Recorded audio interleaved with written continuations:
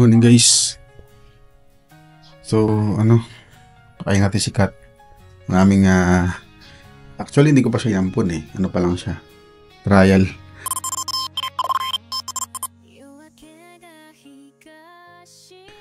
No, kasi may times na medyo mailap pa siya. Pero sa amin, particularly, medyo hindi na eh. Parang siyang at home na eh. So, Sana all. kahapon napag-desisyon ng ko bumili ng cat food kasi nga, most of the time, ulam namin sakto lang or buto, tinik, ganon. So, hindi yun pwede sa kanila. So, nung nakaraan, pinakain ko siya ng corned beef, no? Tapos yung adobo, yung laman, no? So, ngayon, pag-desisyon ako bumili ng cat food.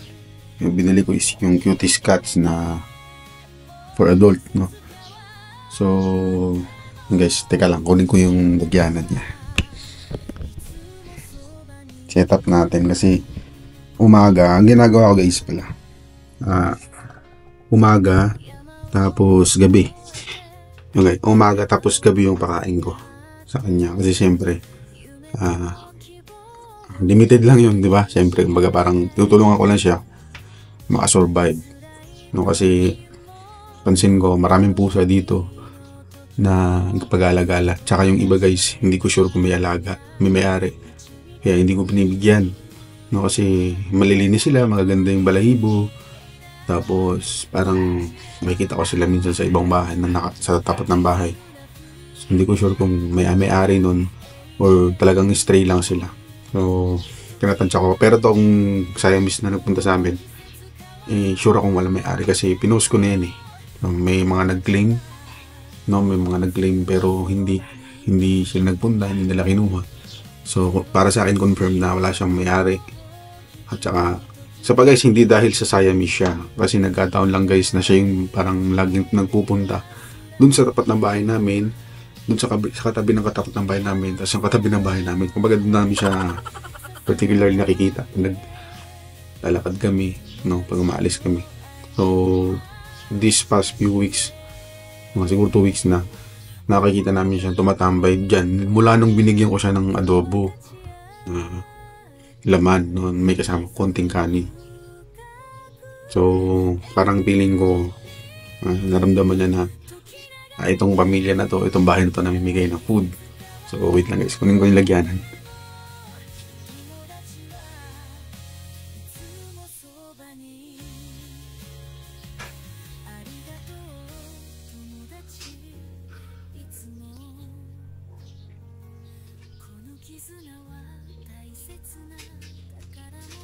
Ito guys, yung lagyanan na ginaanan ko. Kasi ano to eh, galing to dun sa binili kong tapsilog noong nakaraan. Actually, to silog pala. Lagyan ko lang, pinutol ko lang to yung half niya para gawin kong lagyan ng pagkain. Kasi nung nagtanong kami rito, medyo mahal, no? Since okay lang naman to, lagyan na naman ng pagkain, medyo malinis naman to, hinugasan ko naman to bago ko lagyan ng bago. So, siguro okay na to. Since hindi ko pa naman siya officially alaga, so hindi ko pa siya gustong gastusan ng malaki. At saka ayoko pang mag-ampon ng pusa sa ngayon kasi may mga bata sa bahay namin. Iniwasan ko sila lumapit ng gusto doon sa pusa or hawakan kasi ano yun eh, stray considered as stray cat pa rin. Ba't ba ako nakatwad? So yun, considered as stray cat pa rin yung guys. So hindi natin alam kung meron siyang dalang sakit, no? So siyempre for safety lang, hindi ko pinapalapit yung mga bata. So guys, prepare na natin. Hugasan ko lang to.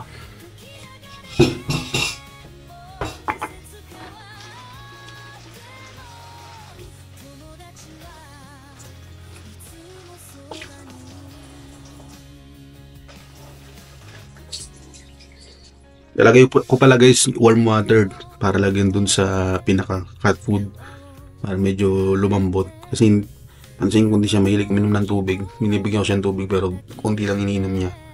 So,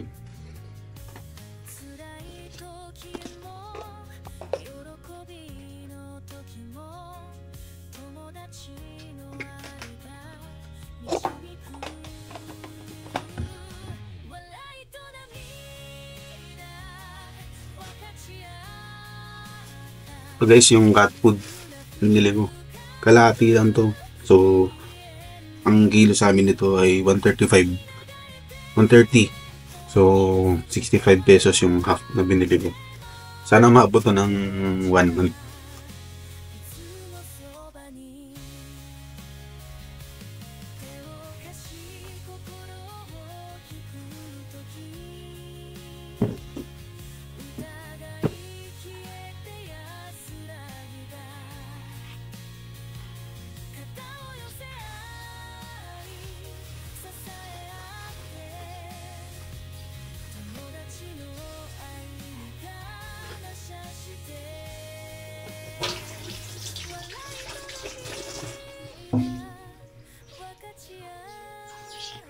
So ito na guys yung ano, lagay ko. Lagyan ko siya ng konting mainit na tubig.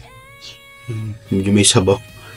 Kasi para maka-intake siya ng medyo medyo mainit-init, no? Mainit na sikmura niya, tsaka lumambot yung mismong cat food.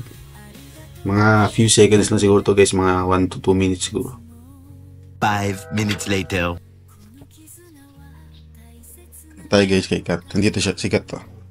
Bisitahin natin siya. Ngayon si Kat. Ayan. Ayan. Good morning, Kat. Good morning. Nga, nakausap niya ako guys. So. Alam niya yan guys. Bait yan. Hindi ko lang siya hinawakan. Hindi ko siya pinapano sa mga bata kasi dati maranang baka biglang play scratch or play bite, no, sa mga bata.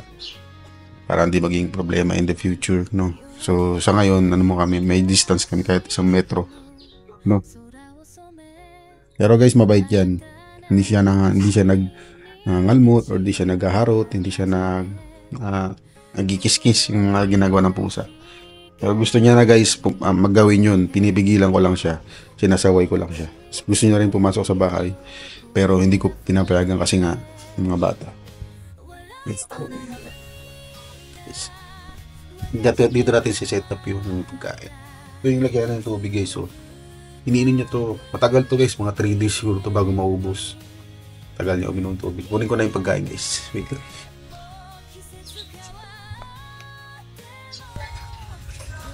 Kat.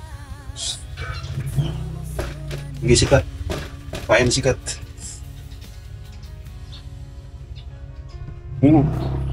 Okay, subukan mo. Sarap yan.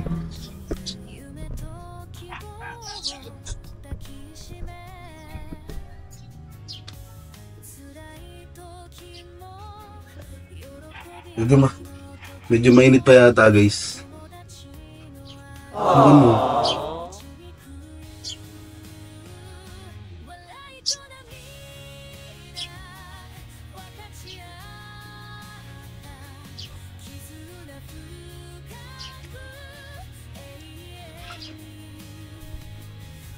Guys, natikman mo. Kaya mo yung Kat.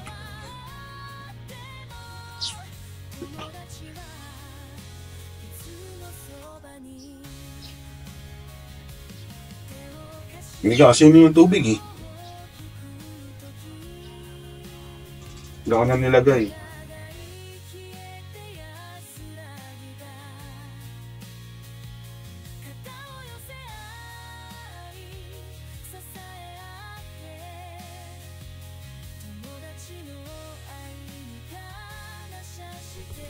Yan guys, kita nyo guys, hindi niya ganong kinain kasi nga may sabaw. Hindi kasi siya mahilig sa tubig. Try nating tanggalin yung tubig. Kahapon kasi guys, pinatikim ko siya niyan. Naubos niya naman. Yung mismong cat food, kung cat food lang. Kaso guys, unhealthy yun. Kung walang tubig. Tapos matigas yun. Yan guys, i-drain natin ng tubig. Yan, subukan natin. Bango pa naman to. May karita.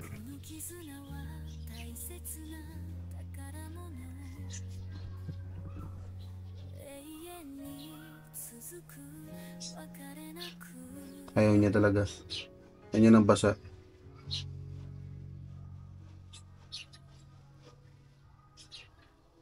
Gusto niyo yung crunchy?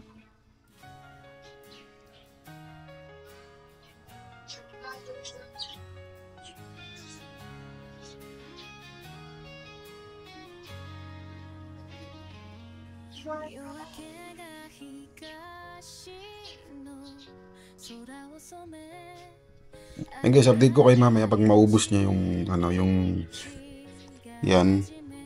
Update ko kayo kung maubos niya. Kasi alam ko talaga, ayaw talaga ng tubig masyado. So nung nakaraan ito, yung doon nalagyan ko to, yung bilog na pinakita ko sa inyo kanina. Ano yan? Nabot ng 2 to 3 days bago naubos. Hindi ko alam kung siya pa yung niya kasi may ibang pusa rin dito na pumupunta. Merong kaliko, merong all white, merong may ano yung may orange. Yun. Pero siya lang katangi-tangi guys, lagi nag-i-stay dito. Guys, kinakain niya naman eh. Guys, kinakain niya. Gusto niya talaga yung cat food lang. Tapos parang ang gusto niya lang yung panulak. Pero hindi talaga siya mahilig. Eh, hindi naman maganda yung ganun. Guys, update ko kayo pag naubos niya. Okay? 20 minutes later. Silipin natin guys. Ayan guys, so. Hindi naubos guys. Pero nabawasan siya ng kalahati. Ito. Sana kainin nyo ito maya maya.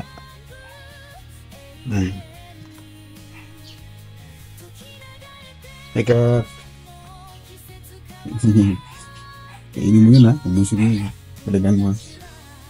Guys, bye bye.